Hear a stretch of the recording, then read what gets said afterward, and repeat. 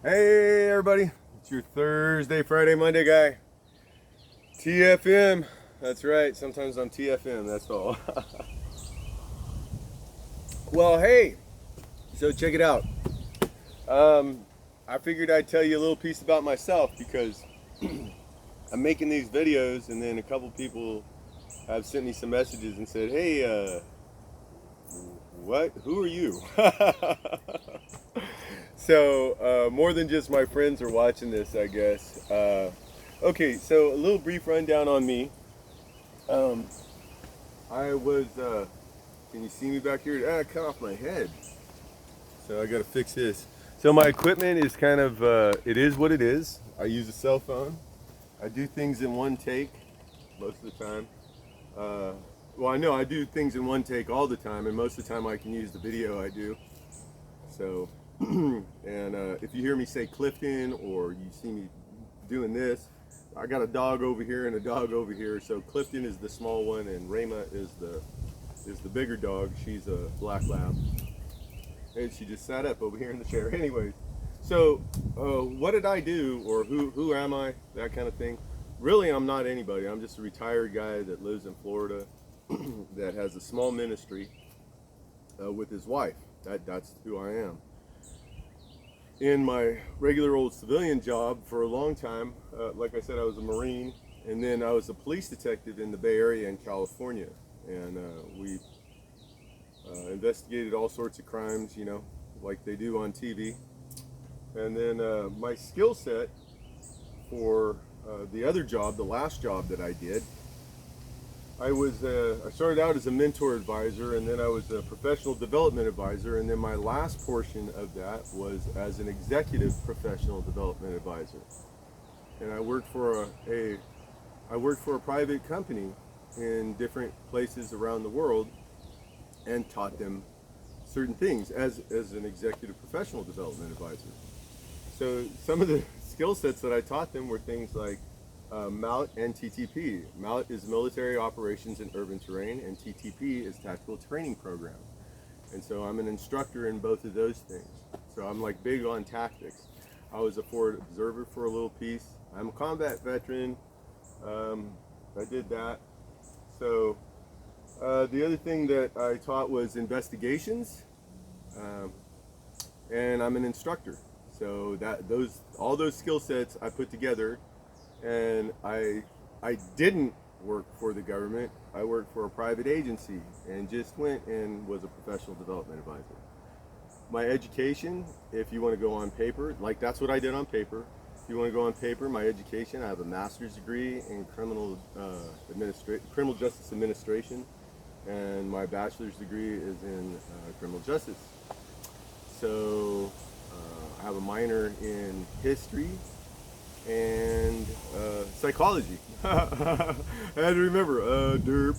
Oh, and I have something in computer science too, which is a garbage degree that I don't even. I mean, I started that thing in 1992, so you can imagine I basically know how to put hello and it jerks across the screen. I mean, I'm not very good at computers. I know enough to, well, it used to be to get me into trouble, but not anymore. So I don't do that. Um, let's see, also, I'm a graduate of Mighty Oaks. So Mighty Oaks is a program that Chad Robichaud started.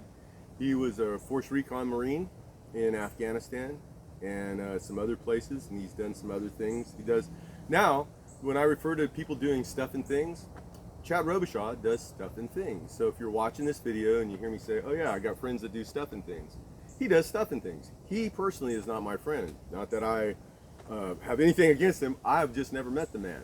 We worked in the same area, probably at different times. So we know some of the same people and we've been in the same circles, but I don't personally know him and he doesn't personally know me. But he started a program called Mighty Oaks, and it was for guys who, it's a Christian organization, and you go there basically for a 5-day experience to get you retuned and refocused in life. And it's not a hug a vet event. It takes you to a place inside yourself that maybe your PTSD won't psychologically affect you as much, and physiologically it'll affect you less. So that's a good thing, considering the state of the world right now. And most of my friends were people who stood up and volunteered, and well, they at least waited in line. So most of my friends waited in line. In fact, some of the people who have some issues about what their service was weren't actually in combat. They have some issues about, having received some injuries or illnesses during the course of their service, and then feeling bad about going to the VA when combat veterans can't get their benefits. Well, if you can get your benefits from the VA, that's great. I mean, we don't want to rely on the government for things, but if you're deserving of something, then you want to keep trying to get your benefits, and you want to get what that you're entitled to. And I hate to use the word entitled, but when you deserve something, that's what makes you entitled. Not because you cry or scream, or because you go to protest someplace and you forget your medication, you forget your ads. I mean, come on. What we have going on in the world today, besides of what I'm talking about, so I do kind of know what I'm talking about. The places that I worked in Afghanistan and Haiti are two places that I'll mention that I worked. And those two places were in a state of disrepair because of terrorism in the world. And now we're allowing that on our college campuses, and we're calling it a peaceful protest. It is not a peaceful protest when your ideology is to kill someone. That's the whole ideology of Hamas. Hey, we are going to kill these people when we get the opportunity. We're protesting in order to eliminate a certain type of people off of the planet. Now, those certain type of people, this is what gives me some, I don't know, maybe some intelligent stuff to speak on. So you may not like the way I talk or some of the things I say, but I'm speaking from my training, experience, and truth. So I'm not, right now we have a world in which people who you expect that would tell you the truth are not going to tell you the truth. Now in the Bible they call that a false prophet. So back in the day, Jeremiah was a fellow who went to the king and said, hey, look, I got this prediction for you, and it's not a great one, and you need to do this and that and the other thing. And the king said, And they were going to go right along with it, but then this other fellow said, no, you're great, and he told him all the things he wanted to hear. So after the period of a year had gone by, the dude that told them everything they wanted to hear, Daniel said, you're going to die. I'm sorry, Jeremiah said, you're going to die. And then, and he did. Dude got killed. And then he told the king what was going to happen to him, and it happened to him. They didn't want to hear the truth. They wanted to hear what they wanted to hear. And that's how people generally are. And do I have any training and experience that would put me in a position to say, hey, maybe I have a little bit more information than the average cat? Yeah, I do. Could I get in trouble for telling you that information? I don't think so. So I'm not going to say anything that would go against the oath I took or the information that I may have had or did not have during the course of my employment with a private company that had nothing to do with anything. So no, you don't have to worry about me spilling the beans about something I'm supposed to keep my mouth shut about. But at the same time, I'm not going to be quiet about what I see in the world today. And the same techniques we used, America used in other countries to get the population to capitulate. If we did it there, and I know we did it there, and we're doing it here, and I see that we're doing it here against our own citizenry, then I'm going to speak up. So some of you don't like some of the other videos I posted and blah, blah, blah, and you're like, who is this crackpot guy that lives in Florida and sits under a tree and talks to people? Well, I'll tell you about my religious training and my spiritual training in another video. But for this one, just rest assured that my training experience goes along with, you can talk to my friends, leave some messages, I don't care. Oh, and also, hit the bell, like, and subscribe, because apparently if you don't do that, other people won't see these videos. I had no clue what that all meant, but it's that little bell thing. My wife showed me, so I think it's kind of important. But maybe not. Maybe God doesn't want everybody to see these videos, so I'm okay with that too. Anyways, I was a Marine, a police detective. I had a certain set of skill sets. Yeah, like Liam Neeson, I just said the line. And I was a mentor advisor to start out with, and then I was a professional development advisor, and then I was an executive professional development advisor. And it all sounds like fun stuff, and you're walking around in a suit and tie. And whatever you think I did, I probably did or did not do. So that's it. But do I have a little bit more insight than probably you, or maybe somebody who isn't involved or wasn't involved or doesn't have friends that do the work that I used to do? Yeah, I mean, let's use some common sense. Let's actually start using the common sense God gave us and go, hey, I think that guy actually is telling the truth. When someone stands up there and tells you our borders are secure and you can see thousands of people walking across the border, that is called a lie. We used to qualify children in court on the basis of whether or not they knew the difference between a truth and a lie.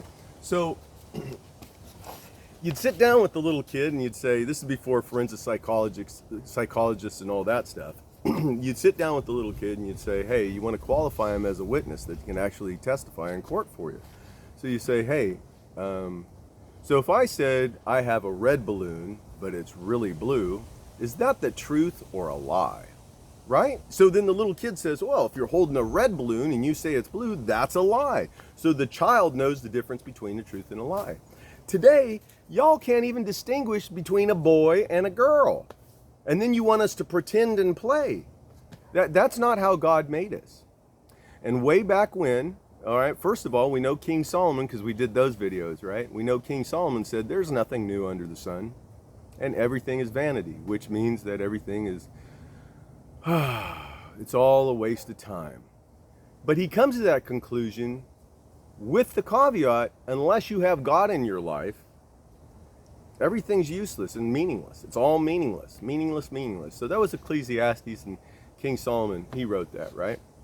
So we know that throughout time that there's nothing new under the sun. In Deuteronomy we see an abomination because some dude's wearing chick's clothes. We also know that an ox gores his neighbor, and there was a talking donkey, and there's other weird stuff that go along in the Bible too, right? Well, taking that into consideration and what's going on in the world today, right? Let's look at some of the weird stuff that goes on in the world today. And do you really think a talking donkey is that crazy? I don't. And I know the difference between a truth and a lie.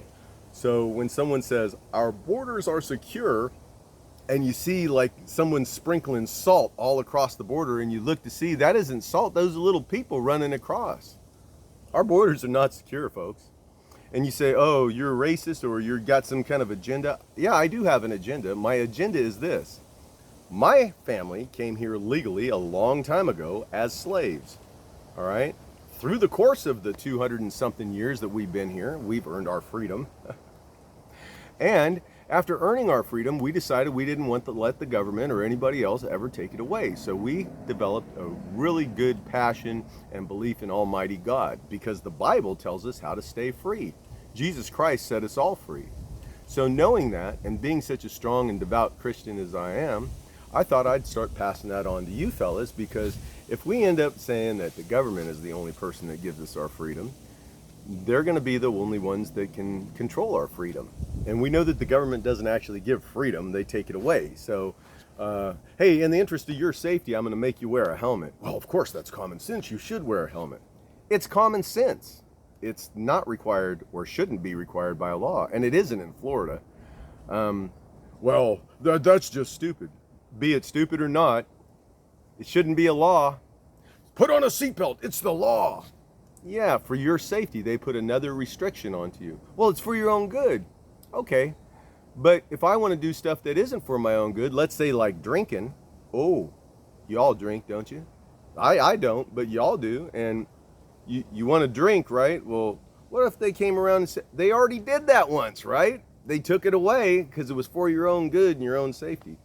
There's been a prohibition on marijuana since the early 1900s because William Randolph Scott owned the paper companies, and he didn't want the renewable hemp, actually cutting into his lumber industry. He wanted to cut down all those trees he bought up in the Northwest.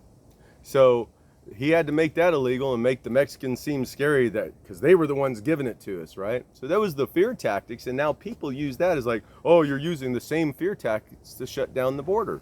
No, no, we're not. We actually have people from China and other countries in the world coming across our border. Those people are called terrorists and invaders. So you see how the difference?